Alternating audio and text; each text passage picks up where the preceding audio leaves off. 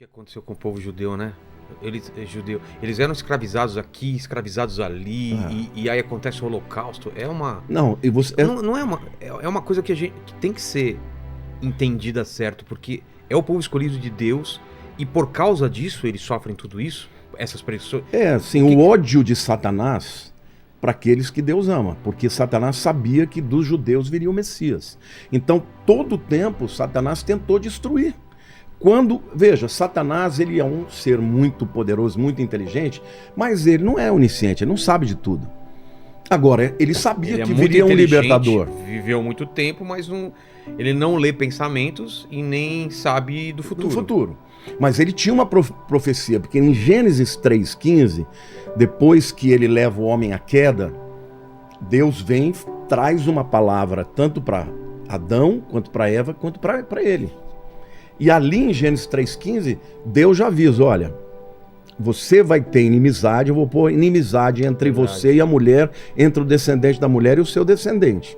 Aí diz que tu lhe ferirás o calcanhar, está falando da morte na cruz, mas ele lhe ferirá a cabeça. Ali a primeira profecia. Não é da serpente que ele está falando? Está falando... Então, que a serpente vai ferir o calcanhar, ou seja, vai ter uma pequena vitória, aparentemente, mas ele no final vai esmagar pisar a cabeça. Na cabeça, porque na verdade a morte na cruz foi a derrota do diabo. Lá no começo já estava falando de tudo. Já estava falando de tudo. Então, ele sabia que vinha um cara, que vinha um escolhido que ia acabar com ele. Então, não sabia quando. Não sabia quando, mas, por exemplo, alguma coisa... É que os profetas vieram anunciando, vieram falando, né? Mas ele não se esqueça que Satanás, ele continuou tendo acesso ao céu. Então, isso já foi falado aqui, é uma coisa que eu não entendo. Como Satanás... Porque a gente aprende, ou pelo menos entende isso, que ele está preso no inferno, então não está preso no inferno. Não, ele é o príncipe, Jesus chama o príncipe da potestade do ar. Paulo chama príncipe da potestade do ar. O primeiro céu é o céu do firmamento. Esse céu azul que a gente vê. Esse é o que a gente vê. É. Anda de avião e tudo mais. O segundo céu é onde está o império das trevas. Não é uma coisa... É um céu, é um lugar espiritual. Mas alguns dizem que está no espaço sideral. Então, mas lá é onde ficam os anjos também? Não, ali é onde ficam os demônios e Satanás. Porque quando Paulo fala em Efésios 6, que a nossa luta não é contra a carne e o sangue, contra principados e potestades e poderes, e fala nas regiões celestiais.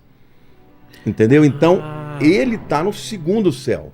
E Deus está no terceiro céu, que é onde está o trono de Deus e os anjos. Ah, tá. E ele tem acesso ao terceiro céu? Ele tem acesso. Lá no livro de Jó, diz que um dia que Deus reuniu os seus anjos, chegou também Satanás. E começa a conversar com Deus. Dali saiu um diálogo. Depois da queda. Depois da queda. Então, isso que eu não entendo. Ele não perdeu ainda o acesso ao céu. O que ele perdeu foi a posição que ele tinha de querubim ungido.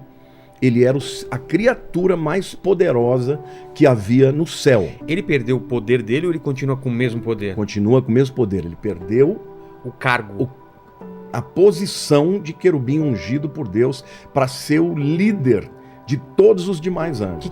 Qual era o trabalho dele? Ele foi designado para quê? Lá no começo. Isso tudo é conjectura, claro, mas...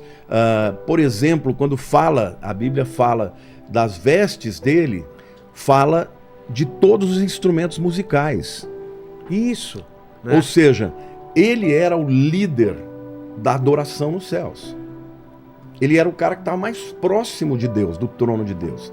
Por causa disso que ele ficou tão encantado com a sua beleza, que ele falou, pera lá, por que eu vou ficar dando adoração para ele se eu sou o cara? Mas, pastor, você acha que em algum momento alguns anjos começaram a adorar ele pelo fato de não terem acesso? Eu acho que nem todos os anjos, não sei se a Bíblia fala disso. Não sei se todos os anjos tinham acesso a Deus. Alguns podem ser mais distantes. E ele, por ser o mais acessível, será que alguns acharam realmente que ele era alguma coisa grande? Eu acho que a Bíblia fala até que se achou iniquidade no seu coração. Eu acho que começou nele. Nele, né? Mas ele conseguiu convencer 1/3 dos anjos. Porque a Bíblia fala, né? Lá em Apocalipse 12, que quando existia a batalha final, né?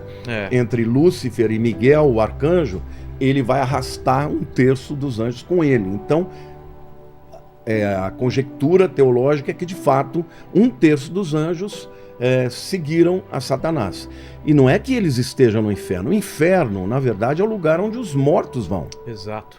Entendeu? Hades, né? O Hades, no Novo Testamento, O Sheol e Sheol é o mesmo. É o mesmo lugar, coisa. só que o Hades é a palavra grega que traduz a palavra hebraica de Sheol.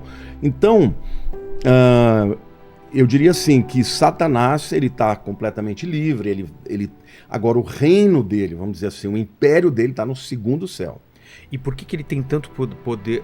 Tudo isso vai ser conectado com o final. Eu tô querendo ir lá para trás pra gente ir pro final, né?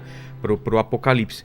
Mas se é que dá para saber o plano dele é levar o maior número de almas. É o quê? É atrapalhar o plano de Deus? Excelente a sua pergunta. Eu queria só voltar no raciocínio que eu comecei, acabei esquecendo, né? Como ele sabe que vai vir um Messias. Sim. Ele sabe que vem um cara para destruí-lo. Então, antes, quando ele sente que pode ser, ele vai tentar matar. Ele tentou matar Moisés. Ele tentou? O lance o faraó mandou matar todos os meninos. Só que a mãe dele escondeu, botou num cestinho, né? De vime, de junco. Ele foi criado dentro do palácio do faraó. Quando Jesus foi nascer, o Herodes também tentou matar Jesus. Então, ou seja, Satanás, quando ele sentia que havia uma possibilidade, ele vinha para com tudo. Só que Deus nunca permitiu que ele, né, estragasse o seu plano. Então, o que eu entendo? Ele é não só um enganador, mas o cara que é o pai da mentira, ele também é enganado pela mentira. Eu sempre perguntei para Deus, um cara que sabe tanto, ele sabe que ele não consegue vencer Deus. Isso que eu nunca entendi, ele sabe que ele não consegue... Mas você nunca viu uma pessoa enganar a si mesmo? Ou será que é só assim, eu sei que eu não vou ganhar, mas eu vou... Eu acho que ele acredita. Eu acho que ele sabe que a Bíblia fala que ele vai perder, mas acho que lá no fundinho ele acredita. Isso é uma conjectura minha, tá? Até o diabo tem esperança, então. Ele tem esperança que ele vai vencer. E para isso, e não só ele, os seguidores dele. Ao longo do mundo, se você pegar aí os satanistas, os Illuminati, esses camaradas, eles estão olhando para o poder que eles têm para manipular o mundo. Então, eles acham que eles vão ganhar. Eles sabem do que a Bíblia diz, mas eles não acreditam nisso. Então, assim, não dá para cravar que Satanás acredita que ele vai vencer. Eu só coloco uma possibilidade, porque o engano, ele é tão poderoso que engana a si mesmo, entendeu? Então, assim, ele, no fundo, ele está tentando impedir o plano de redenção de Deus. Porque se você olhar para as Escrituras, você vê um plano de Deus lá na eternidade passada, e esse plano vai se cumprir no final dos tempos, e a eternidade futura vai ser, na verdade, o cumprimento do plano original de Deus. Então ele teve livre-arbítrio, se ele ele teve escolher, completamente. E todos os anjos têm? Todos os anjos que fizeram a escolha por ele, fizeram por escolha própria. Exato. Ninguém os induziu. Diferentemente de um ser humano que já nasce, né, em pecado e que, você vai lutar contra um ser poderoso, muitas vezes é difícil você dizer que você tem um livre-arbítrio, né? Se Deus não der uma mãozinha ali, a coisa fica feia. Mas eles não, eles estavam vendo tudo. Eles estavam enxergando, vendo a glória de Deus. E ele olhou para si e falou, eu sou o cara. E aí ele tem 5... Eu vou estabelecer o meu trono acima do Altíssimo.